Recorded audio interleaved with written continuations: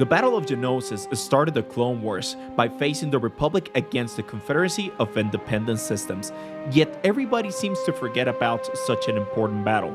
It could have been considered the biggest battle of the Clone Wars, yet it could also be the most chaotic one. Today, I will be explaining the whole Battle of Geonosis.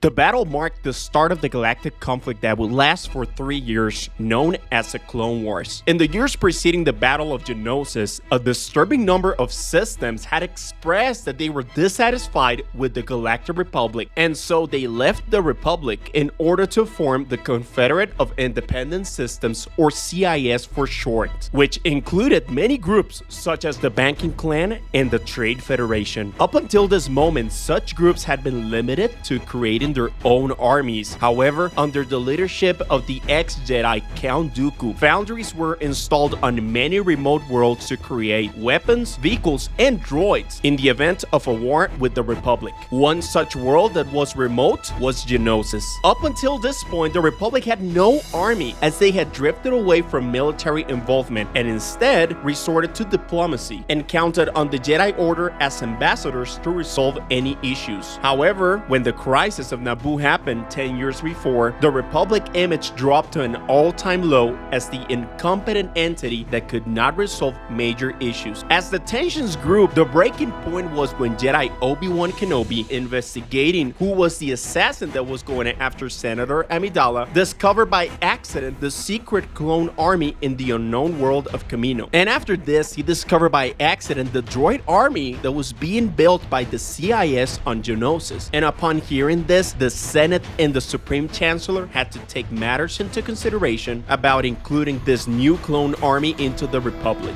As you see, sooner or later, war was going to happen between the Republic and some exterior force, in this case, the CIS. However, the Jedi Order wasn't prepared that much for war, as was the Senate.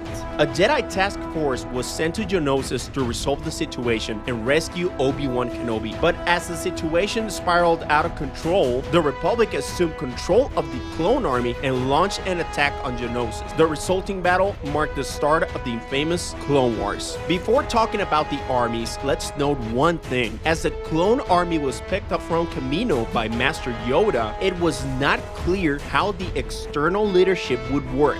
This is because even if the clones themselves had their own ranks, it was not clear what the role of the Jedi would be in this army. The Jedi had been the ambassadors of the Republic for centuries, and now they were overwhelmed with fighting against another army, especially one of the size of the CIS. The Republic army consisted of around 200,000 clone troopers, which were transported to the planet aboard Republic Acclamator class ships. The army had also around 215 Jedi, many of whom had perished in the Geonosis arena, and Master Yoda, who would serve as somewhat of a leader for the army. As for spaceships, the Republic integrated 1,600 of the brand new LA-8T gunships, alongside 400 of these that were from the transport type variant, which would carry up to 2,100 ATTE walkers and over 100 heavy artillery turbo lasers. As for the CIS, their assemblies were inside the planet, so they counted with an even bigger number of ground troops than the Republic did. The droid army was led by the CIS leaders, and the initial army counted with more than 1 million B-1 battle droids, over 100,000 B-2 super battle droids, 4,100 Hellfire droid tanks, over 15,000 dwarf spider droids, 7,500 homing spider droids, and over 3,000 droidicas. In regards to spaceships, the CIS had over 280 interstellar transports, hundreds of Geonosian defense starfighters, and over 60 core ships. One thing to note is that these core ships were part of the Lucrehulk transports that had been converted as the Trade Federation had been limited by the Republic in its droid and ship creation after the Battle of Naboo. So they came up with the clever idea of building these and stating that they were just transport ships. But little did the Republic know that these could be converted again into a whole battleship in space. When the Republic arrived into the planet, they found little to none planetary defense, nor any shield protecting the planet, with the exception of a few orbital cannons inside the planet that were destroyed before the army could land. The planet had no shield so as not to create any suspicion from the Republic side, although by this point it was already too late.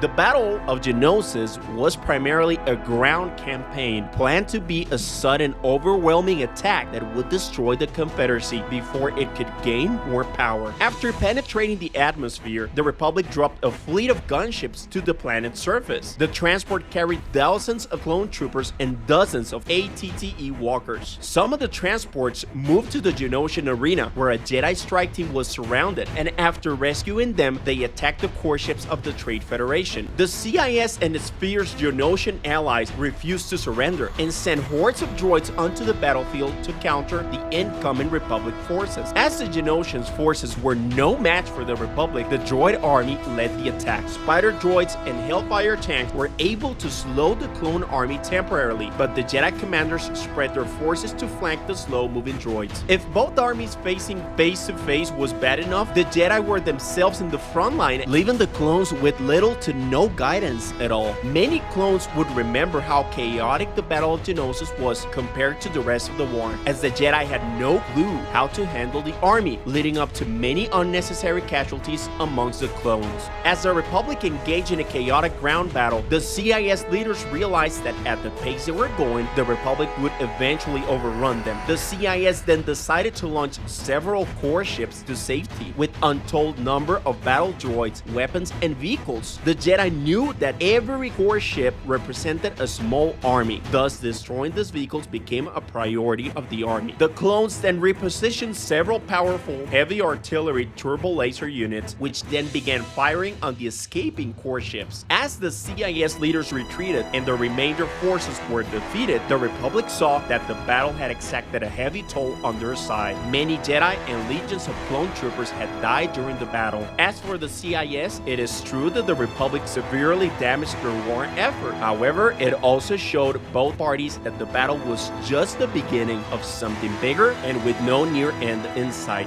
After the Battle of Geonosis, the Clone Wars started in full swing and would engulf the whole galaxy for the next 3 years in a galactic war like never seen before.